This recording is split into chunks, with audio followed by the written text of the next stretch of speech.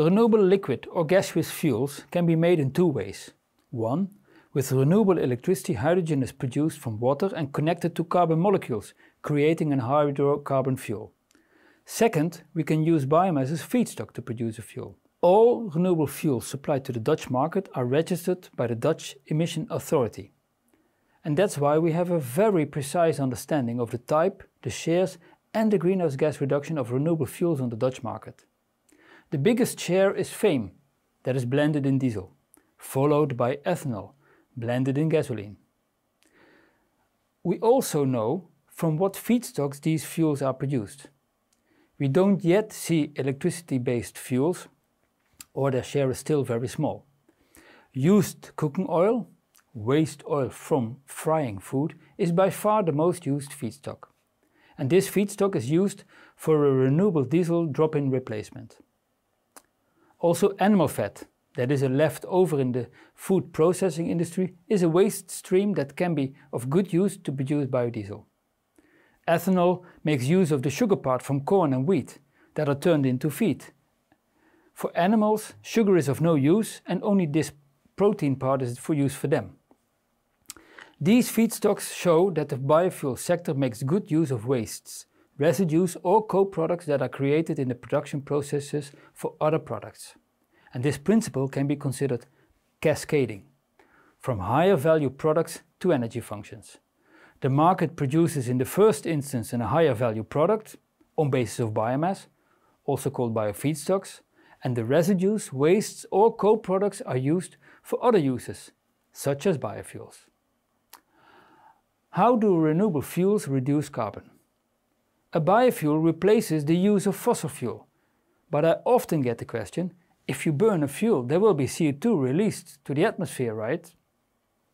So how do renewable fuels reduce carbon? In 3 steps I will explain the principle how renewable fuels contribute to reducing climate impact. First, for producing biofuels we make good use of wastes, residues and co-products. Wood residues, residual waste, sewage, sludge and unused parts of crops are all excellent bases for fuels. Secondly, using modern techniques, we turn the biomass into renewable biofuels that are ready to use in our existing vehicles based on combustion engines. Here they replace the use of fossil fuels. And third, the carbon that is released during the combustion of biofuels is removed again from the atmosphere by plants. This we call the natural cycle. It avoids the new addition of fossil carbon to the atmosphere. See the grey arrow. The carbon used is borrowed from the natural cycle. See the small green arrows that represent the natural cycle of 440 gigatons CO2 per year.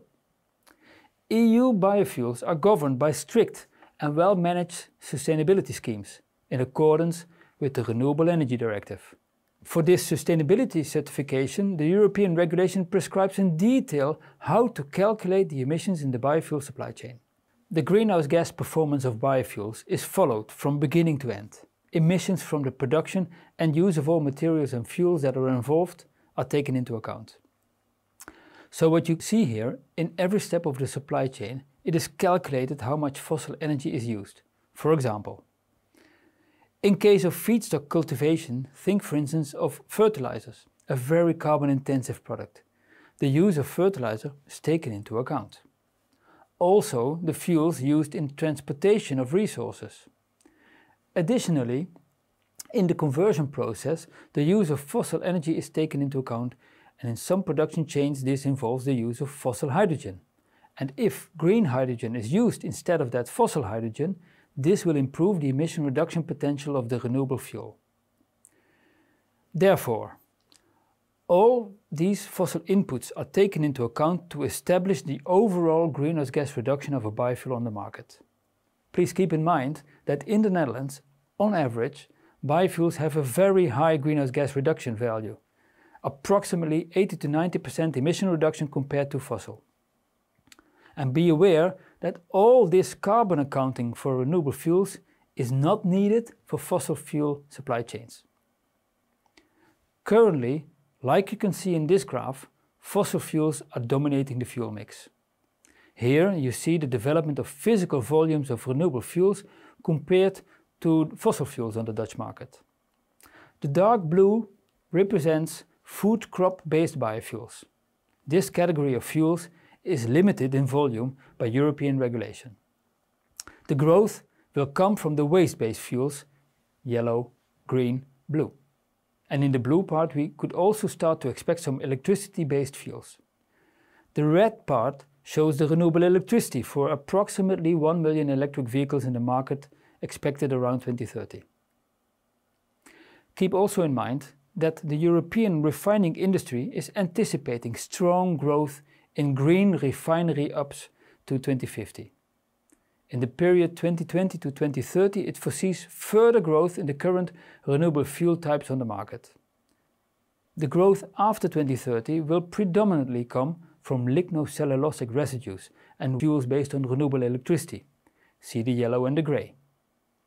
So, our takeaway message is this: renewable fuels are a climate-neutral option for a future-proof transport sector.